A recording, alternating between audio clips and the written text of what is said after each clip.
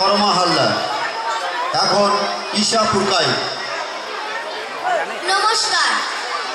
সুবোধ সরকারের লেখা ঘুষ রবীন্দ্র রচনাবলীর নবম খণ্ড দিয়ে চাপা দেওয়া সুইসাইড নোট। ছেলেকে লেখা লিখে হাতে পেন নিয়ে বাথরুমে ঢুকেছেন মাস্টার মশাই। দুপুরবেলা কাজের লোক দরজার তলা দিয়ে রক্ত আসতে দেখে চিৎকার করে ওঠে। ছেলেকে লেখা এই তার প্রথম এবং শেষ চিঠি। অরণ্য অরণ্যের বিশ্বাস করি সন্তান পবিত্র জলের মতো।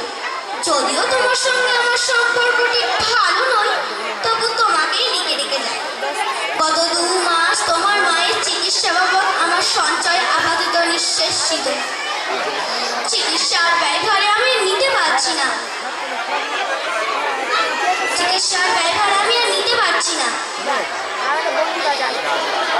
গত মাসে আমার স্কুলে এক অভিভাবক এসে ঝুলাঝুলি করে তার ছেলেকে নেবার জন্য। আমি প্রথম দিন ফিরিয়ে দিই, দ্বিতীয় দিন ফিরিয়ে দিই, কিন্তু তৃতীয় দিন পারিনি। তিনি আমাকে একটা বড় খামে 30,000 টাকা দিয়ে চলে যান। সেই টাকা এই মাসে তোমার মায়ের চিকিৎসা চলছে। জানি না তিনি কোনোদিন বাড়ি ফিরবেন কিনা। ফিরে বলো পৃথিবীতে আমার বেঁচে থাকার অধিকার চলে গেছে। ইতি বাবা।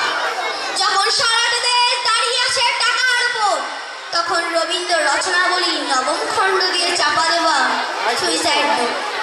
হাসপাতালে গাছের তলায় গাছ ছমছম করছিল। সাদা কাপড়ে ঢাকা মাস্টার মশাইয়ের দিকে এগিয়ে গেলাম। তার একটু বেরিয়ে থাকা পা দুটো।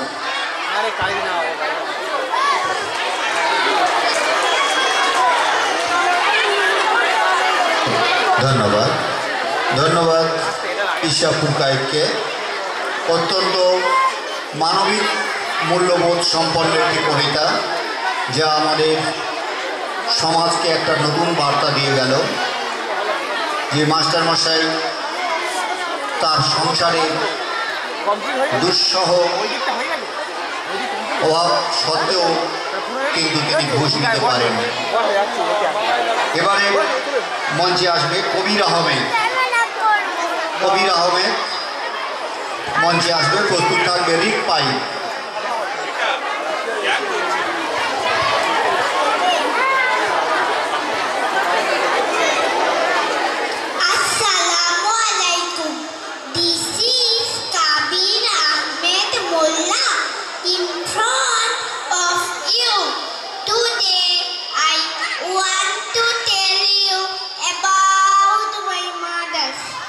My mother's name is Monihar Khatun.